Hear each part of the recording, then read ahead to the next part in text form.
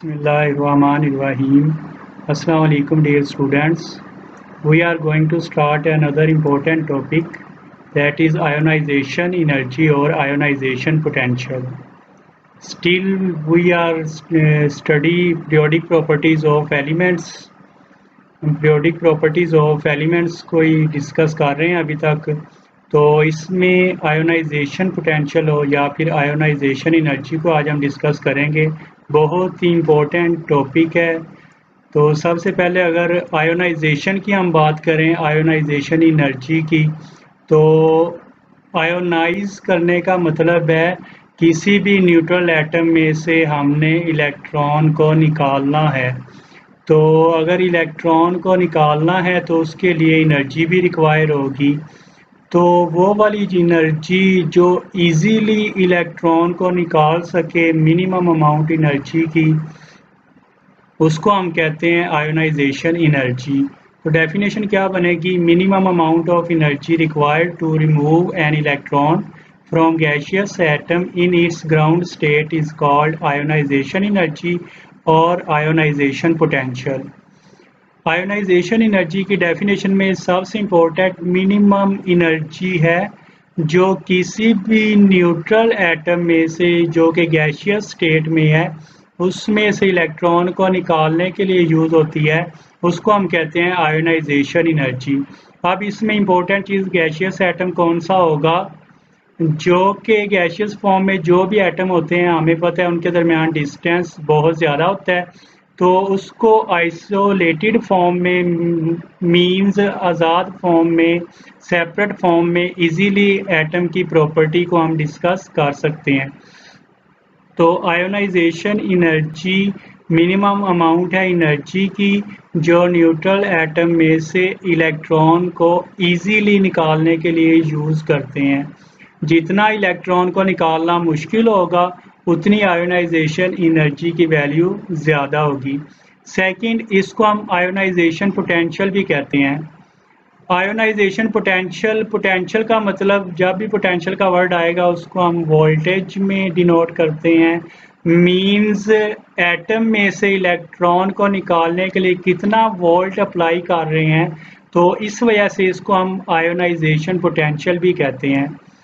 अगर हम इसकी एग्जांपल से पहले यूनिट देखें तो यूनिट में इलेक्ट्रॉन वोल्ट में भी इसको मेजर कर सकते हैं, इसके अलावा किलो जूल पर मोल में भी कन्वर्ट कर सकते हैं। अगर इलेक्ट्रॉन वोल्ट को हम 96.48 से मल्टीप्लाई करें तो ये हमारे पास आंसर आ जाएगा किलो जूल पर मोल। इसके अलावा इसको किलो कैलोरीज पर मोल में भी हम कन्वर्ट कर सकते हैं, उसके लिए 23.06 से इसको हमें मल्टीप्लाई करेंगे इलेक्ट्रॉन वोल्ट को। तो इसकी एग्जांपल देखें, मैग्नीशियम हमारे पास एटम है, इसमें से इलेक्ट्रॉन को निकालने के लिए, फर्स्ट इलेक्ट्रॉन को निकालने के लिए इतनी एनर्जी हमें रिक्वायर है, +738 किलो जूल पर मोल।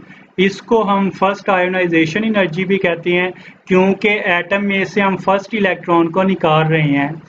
तो यहाँ पे देखें, मैग्नीशियम का एटम है, अगर इसमें से एक इलेक्ट्रॉन को, इस इलेक्ट्रॉन को हम निकालते हैं तो उसके लिए जितनी एनर्जी रिक्वायर है उसको हम कहते हैं आयोनाइजेशन एनर्जी। सेकंड, अगर इसमें जो हमारे पास कैटाइन बना है, एक इलेक्ट्रॉन हमने निकाल दिया है, अब ये मैग्नीशियम कैटाइन की अगर हम बात करें, इसमें एक इलेक्ट्रॉन कम है और एक प्रोटॉन की अगर हम बात करें, इलेक्ट्रॉन से एक प्रोटॉन ज़्यादा होगा। तो अब ये कैटाइन की फॉर्म में है, जब एक इलेक्ट्रॉन को निकाल दिया तब दूसरे इलेक्ट्रॉन पे न्यूक्लियस की अट्रैक्शन ज़्यादा हो जाएगी। जैसे जैसे हम इलेक्ट्रॉन को निकालेंगे बाकी इलेक्ट्रॉन के ऊपर न्यूक्लियस की अट्रैक्शन ज़्यादा हो जाएगी, इस वजह से सेकंड इलेक्ट्रॉन को निकालना मुश्किल होगा। तो इसमें से सेकंड इलेक्ट्रॉन को निकालने के लिए अब हम खुद से कितनी ज़्यादा एनर्जी प्रोवाइड कर रहे हैं, +1450 किलो जूल पर मोल। 730 का तकरीबन ये डबल है, तो सेकंड इलेक्ट्रॉन को निकालने के लिए हमें डबल एनर्जी रिक्वायर होगी। सेकंड इलेक्ट्रॉन को निकालने को हम सेकंड आयोनाइजेशन एनर्जी भी कहते हैं। तो इसकी डेफिनेशन भी आप बना सकते हैं, minimum amount of energy required to remove second electron from a cation is called second ionization energy. उसके बाद अब हमारे पास ये किस फॉर्म में है, कैटाइन की फॉर्म में है, +2 चार्ज है। अब इसमें एक इलेक्ट्रॉन हमने और निकाल दिया है, अब इसके ऊपर +2 चार्ज है। इसका मतलब है इलेक्ट्रॉन से प्रोटॉन इसके 2 एक्स्ट्रा हैं। तो जब दूसरा इलेक्ट्रॉन भी निकाल दिया है, बाकी इलेक्ट्रॉन पे न्यूक्लियस की प्रोटॉन ज़्यादा होने की वजह से अट्रैक्शन और ज़्यादा हो जाएगी, तो थर्ड इलेक्ट्रॉन को निकालना और ज़्यादा मुश्किल होगा। तो इसके लिए कितनी एनर्जी रिक्वायर है, +7730 किलो जूल पर मोल।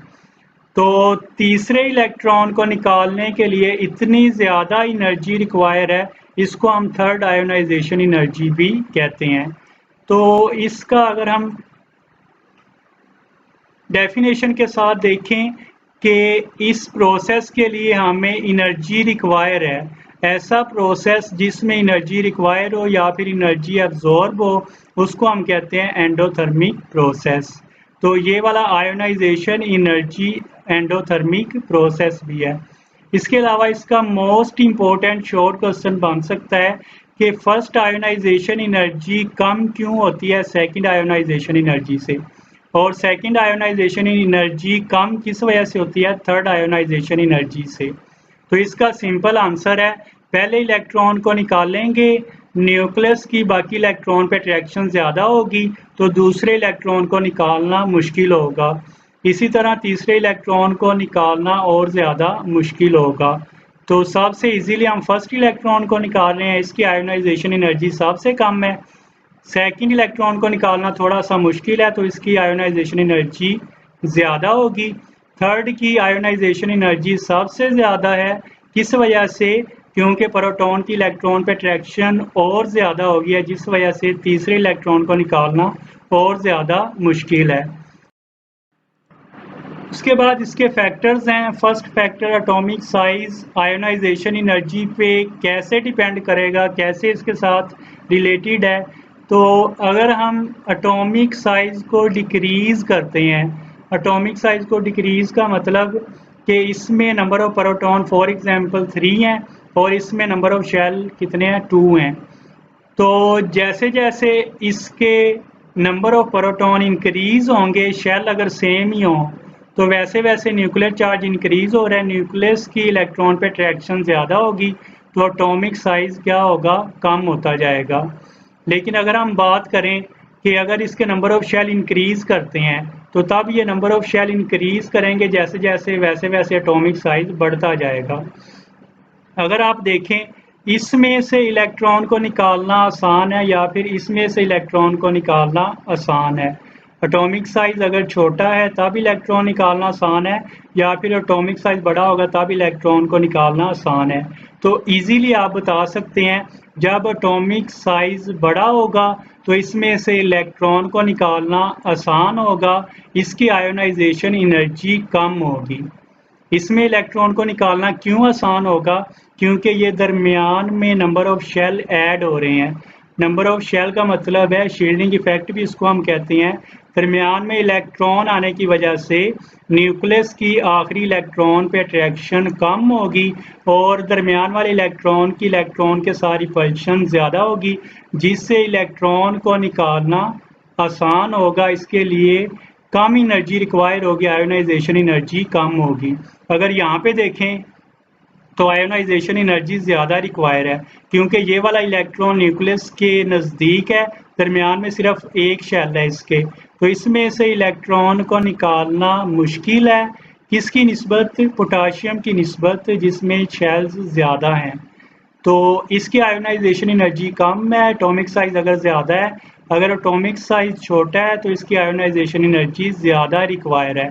तो एटॉमिक साइज फिर आयोनाइजेशन एनर्जी के इन्वर्स है। सेकंड पे शील्डिंग इफेक्ट। शील्डिंग इफेक्ट हम इसी को कहते हैं दरमियान में इलेक्ट्रॉन का आना और इन इलेक्ट्रॉन की वजह से न्यूक्लियस की आखिरी इलेक्ट्रॉन पे अट्रैक्शन का कम होना, इसको हम शील्डिंग इफेक्ट कहते हैं। जितना शील्डिंग इफेक्ट ज़्यादा होगा, जितने दरमियान में नंबर ऑफ शेल इलेक्ट्रॉन ज़्यादा होंगे, उतनी न्यूक्लियस की इलेक्ट्रॉन पे अट्रैक्शन कम होगी एंड वाले इलेक्ट्रॉन पे, तो इलेक्ट्रॉन को निकालना आसान होगा। इसका मतलब है जितना शील्डिंग इफेक्ट ज़्यादा, उतनी आयोनाइजेशन एनर्जी हमें कम रिक्वायर होगी इलेक्ट्रॉन को निकालने के लिए। थर्ड पे है न्यूक्लियर चार्ज। अब न्यूक्लियर चार्ज हम किसको कहते हैं? नंबर ऑफ प्रोटॉन्स को। अगर इसके शेल सेम है तो जैसे जैसे नंबर ऑफ प्रोटॉन इंक्रीज होंगे न्यूक्लियर चार्ज इंक्रीज होगा। न्यूक्लियर चार्ज इंक्रीज होने से इलेक्ट्रॉन पे न्यूक्लियस की अट्रैक्शन ज़्यादा होती जाएगी और एटम का साइज़ कम होता जाएगा। अगर एटम का साइज़ कम है तो इलेक्ट्रॉन को निकालना बहुत मुश्किल होगा। इस वजह से जितना न्यूक्लियर चार्ज ज़्यादा होगा, उतनी हमें आयोनाइजेशन एनर्जी ज़्यादा चाहिए होगी इलेक्ट्रॉन को निकालने के लिए। एक्सटेंट ऑफ पेनिट्रेशन, इसका पहले भी हमने डिस्कस किया फैक्टर कि एस ऑर्बिटल स्टेबल फॉर्म में होता है क्योंकि ये न्यूक्लियस के नज़दीक होता है। इसमें से इलेक्ट्रॉन को निकालना मुश्किल होता है, किस वजह से? क्योंकि ये स्टेबल फॉर्म में है, लोअर एनर्जी के ऊपर होता है। तो जितना इलेक्ट्रॉन को निकालना मुश्किल होगा, उतनी उसकी आयोनाइजेशन एनर्जी ज़्यादा होगी। तो पेनिट्रेशन पावर जिसकी जितनी ज़्यादा है, उसकी उतनी आयोनाइजेशन एनर्जी ज़्यादा होगी। एस ऑर्बिटल की पावर सबसे ज़्यादा, इसमें से इलेक्ट्रॉन को निकालना मुश्किल है, तो इसकी आयोनाइजेशन एनर्जी सबसे ज़्यादा होगी। उसके बाद P, उसके बाद D और उसके बाद F ऑर्बिटल, इसी ऑर्डर से होगा। उसके बाद nature of configuration, electronic configuration की बेस पे हम बता सकते हैं कि इलेक्ट्रॉन को निकालना मुश्किल है, कौन सा एलिमेंट स्टेबल फॉर्म में है, कौन सा स्टेबल फॉर्म में नहीं है। अगर हम हुंस रूल को देखें तो उसने कहा है कि जो हाफ फील्ड होते हैं, हाफ फील्ड का मतलब है एस में मैक्सिमम इलेक्ट्रॉन कितने फिल कर सकते हैं? 2। इसमें से अगर एक इलेक्ट्रॉन हम फिल करेंगे उसका मतलब है ये हाफ फील्ड है। पी ऑर्बिटल में मैक्सिमम इलेक्ट्रॉन कितने फिल कर सकते हैं? 6। इसका हाफ कितना होगा? 3। डी में मैक्सिमम इलेक्ट्रॉन कितने फिल कर सकते हैं? 10। 10 का हाफ क्या होगा? 5। तो ये सारे हाफ फील्ड ऑर्बिटल हैं और ये वाले कंप्लीटली फील्ड ऑर्बिटल हैं। एस में 2 इलेक्ट्रॉन कंप्लीट हैं, पी में 6 इलेक्ट्रॉन कंप्लीट हैं और डी में 10 इलेक्ट्रॉन कंप्लीट हैं। ये कंप्लीटली फील्ड हैं। तो इसमें जो हाफ फील्ड होते हैं और कंप्लीटली फील्ड होते हैं, ये वाले कंपैरेटिवली स्टेबल फॉर्म में होते हैं। और जो भी एलिमेंट स्टेबल फॉर्म में होगा, उसमें से इलेक्ट्रॉन को निकालना मुश्किल होगा, उसकी आयोनाइजेशन एनर्जी ज़्यादा होगी। इसकी एग्जांपल में ये देखें, एस ऑर्बिटल है, इसमें एक इलेक्ट्रॉन है तो ये हाफ फील्ड है, ये पी ऑर्बिटल भी हाफ फील्ड है। इनमें ये स्टेबल फॉर्म में है, इनमें से इलेक्ट्रॉन को निकालना मुश्किल होगा। इसी तरह डी अगर ऑर्बिटल होगा, उसमें 5 इलेक्ट्रॉन सेपरेटली होंगे, उसमें से भी इलेक्ट्रॉन को निकालना मुश्किल होगा और इनकी आयोनाइजेशन एनर्जी ज़्यादा होगी। जितनी स्टेबिलिटी ज़्यादा होगी, उतना इलेक्ट्रॉन को निकालना मुश्किल होगा और आयोनाइजेशन एनर्जी ज़्यादा। उसके बाद पीरियोडिक ट्रेंड आयोनाइजेशन एनर्जी का, सबसे पहले अगर हम पीरियड की बात करें left to right, atomic number increase कर रहा है। यहाँ पे लिथियम का 3 है, उसके बाद बेरिलियम 4, बोरॉन 5 है, तो इसका एटॉमिक नंबर इंक्रीज़ कर रहा है। एटॉमिक नंबर इंक्रीज़ करेगा तो इसका न्यूक्लियर चार्ज भी, इसका मतलब है इंक्रीज़ कर रहा है। एटॉमिक नंबर को ही हम न्यूक्लियर चार्ज कहते हैं। लेकिन इसमें ख़ास बात देखें कि नंबर ऑफ़ शेल सेम है, इसमें नंबर ऑफ़ शेल 2 ही हैं सभी में, लेकिन प्रोटॉन इंक्रीज़ हो रहे हैं, न्यूक्लियर चार्ज इंक्रीज़ हो रहा है। जितना न्यूक्लियर चार्ज ज़्यादा होगा, उतनी न्यूक्लियस की इलेक्ट्रॉन पे अट्रैक्शन ज़्यादा होगी और एटम का साइज़ कम होता जाएगा। तो लेफ़्ट टू राइट क्या हो रहा है? एटॉमिक साइज़ डिक्रीज़ हो रहा है due to increase in nuclear charge and increase in force of attraction of nucleus on electrons. Lithium, beryllium, boron, carbon, nitrogen, oxygen, fluorine period में एटॉमिक साइज़ कम हो रहा है, लेकिन इसकी कुछ एक्सेप्शन भी हैं। सबसे पहले अगर आप बेरिलियम की देखें आयोनाइजेशन एनर्जी, लिथियम का साइज़ बड़ा है, आयोनाइजेशन एनर्जी क्या होगी? कम होगी। इलेक्ट्रॉन को निकालना आसान है क्योंकि इसका न्यूक्लियर चार्ज अभी कम है। एटॉमिक साइज तो बड़ा है, न्यूक्लियर चार्ज कम होने की वजह से, तो इसमें से इलेक्ट्रॉन को निकालना कंपैरेटिवली इजी है। लेकिन बेरिलियम में इलेक्ट्रॉन इंक्रीज हो रहे हैं, तो इसके आयोनाइजेशन एनर्जी इससे ज़्यादा है। तो left to right ionisation energy increase होनी चाहिए, लेकिन बेरिलियम के बाद अगर बोरॉन को देखें तो 900 है बेरिलियम की, बोरॉन की कम हो रही है। तो आयोनाइजेशन एनर्जी को तो इंक्रीज होना चाहिए, लेकिन ये कम हो रही है, तो ये इसकी एक्सेप्शन है, इसको हम डिस्कस करते हैं। यहाँ पे देखें बेरिलियम एटॉमिक नंबर इसका 4 है, 4 इलेक्ट्रॉन है इसमें, तो 1s में 2, 2s में भी 2। बोरॉन एटॉमिक नंबर 5 है, इसके 1s में 2, 2s में 2 और p में 1 इलेक्ट्रॉन। अब यहाँ पे देखें 1s2, 2s2, s ऑर्बिटल इसका कम्प्लीटली फील्ड है, 2s ऑर्बिटल इसका कम्प्लीटली फील्ड है, मैक्सिमम इलेक्ट्रॉन 2 कंप्लीट हैं। लेकिन यहाँ पे बोरॉन में देखें p ऑर्बिटल में सिर्फ एक इलेक्ट्रॉन है इसका, एटॉमिक नंबर 5 होने की वजह से p ऑर्बिटल में एक इलेक्ट्रॉन है। तो अब एक इलेक्ट्रॉन को निकालना आसान है इसकी निस्बत, क्योंकि ये कम्प्लीटली फील्ड है। s ऑर्बिटल की हम अगर एनर्जी की बात करें तो ये स्टेबल फॉर्म में होता है p ऑर्बिटल की निस्बत, तो इसमें से इलेक्ट्रॉन को निकालना मुश्किल है, p ऑर्बिटल में से इलेक्ट्रॉन को निकालना आसान है। तो जितना इलेक्ट्रॉन को निकालना आसान होगा उतनी आयोनाइजेशन एनर्जी कम होगी। तो बेरिलियम से बोरॉन की आयोनाइजेशन एनर्जी इस वजह से कम है, क्योंकि इसकी निस्बत ये कम स्टेबल है, लेस स्टेबल है। ये इंपॉर्टेंट शॉर्ट क्वेश्चन एमसीक्यूज के लिए पॉइंट है। इसके बाद अगर हम बात करें, ये नाइट्रोजन के बाद ऑक्सीजन की आयोनाइजेशन एनर्जी ज़्यादा होनी चाहिए, लेकिन यहाँ पे ये कम है। तो इसकी क्या रीज़न होगी? नाइट्रोजन एटॉमिक नंबर 7, 1s में 2, 2s में 2 और p में 3 इलेक्ट्रॉन है, लेकिन ऑक्सीजन में 1s2, 2s2 और p में 4 इलेक्ट्रॉन है। अब अगर हम बात करें ये वाला p ऑर्बिटल, इसमें कितने इलेक्ट्रॉन है? 3 हैं। 3 इलेक्ट्रॉन अगर हमने फिल किए तो ये कौन सा ऑर्बिटल है? इसको हम हाफ फील्ड ऑर्बिटल कहते हैं। यहाँ पे इलेक्ट्रॉन p में 4 है, एक इलेक्ट्रॉन ज़्यादा है। तो जो हाफ फील्ड होता है वो हमें पता है स्टेबल फॉर्म में होता है, तो इसमें से इलेक्ट्रॉन को निकालना मुश्किल है, इसमें से इलेक्ट्रॉन को निकालना आसान है, क्योंकि इसमें अगर एक इलेक्ट्रॉन निकाल देंगे तो ये भी स्टेबल फॉर्म में आ जाएगा। तो आयोनाइजेशन एनर्जी फिर किसकी ज़्यादा होगी? जिसमें से इलेक्ट्रॉन को निकालना मुश्किल है, जो स्टेबल फॉर्म में है, तो इसकी आयोनाइजेशन एनर्जी ज़्यादा होती है, ऑक्सीजन की कम होती है। हालांकि पीरियड में इसकी ज़्यादा होनी चाहिए ऑक्सीजन की और इसकी कम होनी चाहिए। तो इसका भी सेम वही केस है, हाफ फील्ड ज़्यादा स्टेबल होता है पार्शियल फील्ड से, इस वजह से इसकी आयोनाइजेशन एनर्जी नाइट्रोजन की ज़्यादा है ऑक्सीजन से।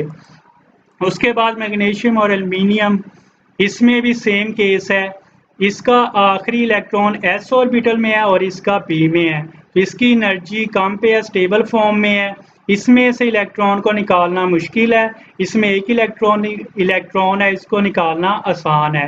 हालांकि इसका एटॉमिक नंबर ज़्यादा है, इसकी आयोनाइजेशन एनर्जी ज़्यादा होनी चाहिए, लेकिन स्टेबिलिटी की वजह से इसकी आयोनाइजेशन एनर्जी ज़्यादा है और इसकी आयोनाइजेशन एनर्जी कम है, इस वजह से ये भी एक सेपरेट केस है एक्सेप्शन में। उसके बाद फास्फोरस और सल्फर, इसकी भी सेम वही रीज़न है, सल्फर का एटॉमिक नंबर 16 है, तो इसकी आयोनाइजेशन एनर्जी सल्फर की ज़्यादा होनी चाहिए, लेकिन किसकी होती है? फास्फोरस की आयोनाइजेशन एनर्जी ज़्यादा होती है। किस वजह से? क्योंकि ये हाफ फील्ड p ऑर्बिटल है, ज़्यादा स्टेबल है, इसमें से इलेक्ट्रॉन को निकालना मुश्किल है, तो इसकी आयोनाइजेशन एनर्जी ज़्यादा होगी, इसकी आयोनाइजेशन एनर्जी कम होगी। उसके बाद अगर हम ग्रुप की बात करें तो ग्रुप में टॉप टू बॉटम हमें पता है नंबर ऑफ शेल इंक्रीज हो रहे हैं, नंबर ऑफ शेल इंक्रीज होने की वजह से इसका शील्डिंग इफेक्ट भी इंक्रीज होगा। तो जितने नंबर ऑफ शेल इंक्रीज होंगे उतनी प्रोटॉन की न्यूक्लियस की आखिरी इलेक्ट्रॉन पे अट्रैक्शन कम होती जाएगी, तो इलेक्ट्रॉन को निकालना आसान होगा। Top to bottom down the group atomic size increase हो रहा है, नंबर ऑफ शेल इंक्रीज हो रहे हैं, न्यूक्लियस की इलेक्ट्रॉन पे अट्रैक्शन कम हो रही है, इलेक्ट्रॉन को निकालना आसान है, तो इसकी आयोनाइजेशन एनर्जी भी कम रिक्वायर होगी। तो डाउन द ग्रुप हम इजीली बता सकते हैं आयोनाइजेशन एनर्जी डिक्रीज करती है due to the increase of number of shells and shielding effect. उसके बाद इसकी एप्लीकेशन है। सबसे पहले indication of metallic character. Ionization energy की वैल्यू से हम बता सकते हैं कौन से एलिमेंट मेटल हैं, कौन से नॉन मेटल हैं और किन की प्रॉपर्टी इंटरमीडिएट हैं। तो उसमें अगर आयोनाइजेशन एनर्जी कम होगी उसका मतलब है इलेक्ट्रॉन को निकालना आसान होगा, तो वो वाले मेटल्स होंगे। जिनकी आयोनाइजेशन एनर्जी कम है, हम अगर ग्रुप 1 और 2 की बात करें, उनमें एक इलेक्ट्रॉन ग्रुप 1 में और सेकंड में 2 इलेक्ट्रॉन है, तो एक इलेक्ट्रॉन को निकालना सबसे आसान है, आयोनाइजेशन एनर्जी सबसे कम है जिसकी, उसका मतलब है वो मेटल्स हैं। उसके बाद जिनकी आयोनाइजेशन एनर्जी ज़्यादा है, मीन्स उसमें से इलेक्ट्रॉन निकालना सबसे मुश्किल है, तो वो किस में आएंगे, नॉन मेटल्स में, क्योंकि नॉन मेटल्स की प्रॉपर्टी क्या होती है, इलेक्ट्रॉन को अट्रैक्ट करते हैं। तो अगर इलेक्ट्रॉन को अट्रैक्ट करें तो इलेक्ट्रॉन को निकालना तो बहुत मुश्किल होगा। तो आयोनाइजेशन एनर्जी जिनकी ज़्यादा होगी वो किस कैटेगरी में है, नॉन मेटल्स की। जिनकी आयोनाइजेशन एनर्जी इंटरमीडिएट है, नॉन मेटल्स और मेटल्स के दरमियान में है, उनको हम कहेंगे मेटलॉइड्स। मींस इसमें दोनों प्रॉपर्टीज़ हैं, दोनों के बिटवीन है। सेकंड पे हम वैलेंस इलेक्ट्रॉन बता सकते हैं किस एलिमेंट में कितने इलेक्ट्रॉन है आखिरी शेल में। तो मैग्नीशियम के लिए फॉर एग्जांपल इसकी फर्स्ट आयोनाइजेशन एनर्जी कितनी है, 738 किलो जूल पर मोल, सेकंड 1450 है, और थर्ड पे देखें 7730। थर्ड आयोनाइजेशन एनर्जी इतनी ज़्यादा इसकी वैल्यू इंक्रीज हो गई है, इतने ज़्यादा फैक्टर इंक्रीज हो गई है। इसका मतलब है इसमें से भी इलेक्ट्रॉन निकालना आसान था, पहला इलेक्ट्रॉन, दूसरा इलेक्ट्रॉन भी निकालना तकरीबन आसान है, लेकिन तीसरा इलेक्ट्रॉन निकालना बहुत बहुत मुश्किल है। ये हमें क्या इंडिकेट कर रहा है कि इसकी वैलेंसी फिर 2 होगी, क्योंकि तीसरे इलेक्ट्रॉन को निकालना बहुत मुश्किल है। तो किस एलिमेंट की कितनी वैलेंसी है, इसके बारे में भी हम आयोनाइजेशन एनर्जी की वैल्यू से बता सकते हैं। उसके बाद nature of compounds, ionic compound कौन से हैं और कोवेलेंट कौन से हैं, आयोनाइजेशन एनर्जी हमें बता सकती है। जिनकी आयोनाइजेशन एनर्जी कम होगी वो आयनिक कंपाउंड की लिस्ट में है। आयनिक कंपाउंड जिनके ऊपर चार्ज होगा, तो आयोनाइजेशन एनर्जी अगर कम होगी, इलेक्ट्रॉन को निकालना आसान होगा, तो वो कौन से कंपाउंड बनाएंगे, आयनिक कंपाउंड, जैसा कि ग्रुप 1 और ग्रुप 2 के एलिमेंट्स बनाते हैं, क्योंकि उनकी आयोनाइजेशन एनर्जी कम होती है। जिनकी आयोनाइजेशन एनर्जी की वैल्यूज़ इंटरमीडिएट होंगी वो कोवेलेंट कंपाउंड्स बनाते हैं। तो आयोनाइजेशन एनर्जी हमें कंपाउंड्स के नेचर के बारे में भी बताती है। इसके अलावा स्टेबिलिटी ऑफ एटम के बारे में, कौन सा स्टेबल है, किसकी स्टेबिलिटी ज़्यादा होगी और किस एटम की स्टेबिलिटी कम होगी। जिनकी आयोनाइजेशन एनर्जी की वैल्यू ज़्यादा होगी उसकी स्टेबिलिटी भी ज़्यादा होगी। अब स्टेबिलिटी जिनकी ज़्यादा होगी उसका क्या मतलब है, इलेक्ट्रॉन स्टेबल फॉर्म में है, तो इलेक्ट्रॉन को निकालना बहुत मुश्किल है। जितना इलेक्ट्रॉन को निकालना मुश्किल होगा उतनी आयोनाइजेशन एनर्जी की वैल्यू ज़्यादा होगी। तो जितनी एटम की स्टेबिलिटी ज़्यादा है, अगर ज़्यादा आयोनाइजेशन एनर्जी रिक्वायर है उसका मतलब है वो एटम स्टेबल फॉर्म में है। जैसा कि एग्जांपल में नोबल गैसेज हैं, इनके आखिरी शेल कम्प्लीटली फील्ड होते हैं, इलेक्ट्रॉन फील्ड होते हैं, तो इनमें से इलेक्ट्रॉन को निकालना बहुत बहुत मुश्किल होता है। इनकी आयोनाइजेशन एनर्जी की वैल्यू इस वजह से ज़्यादा होती है। तो ये आयोनाइजेशन एनर्जी का टॉपिक बहुत बहुत इम्पोर्टेंट है शॉर्ट क्वेश्चन के लिए भी। इसमें बहुत ज़्यादा शॉर्ट क्वेश्चन रीज़न के लिहाज से बन सकते हैं, एमसीक्यूज भी बन सकते हैं, तो इसको अच्छे से स्टडी करें। अगर इसमें कोई क्वेश्चन है तो कमेंट्स में आप पूछ सकते हैं। Thank you.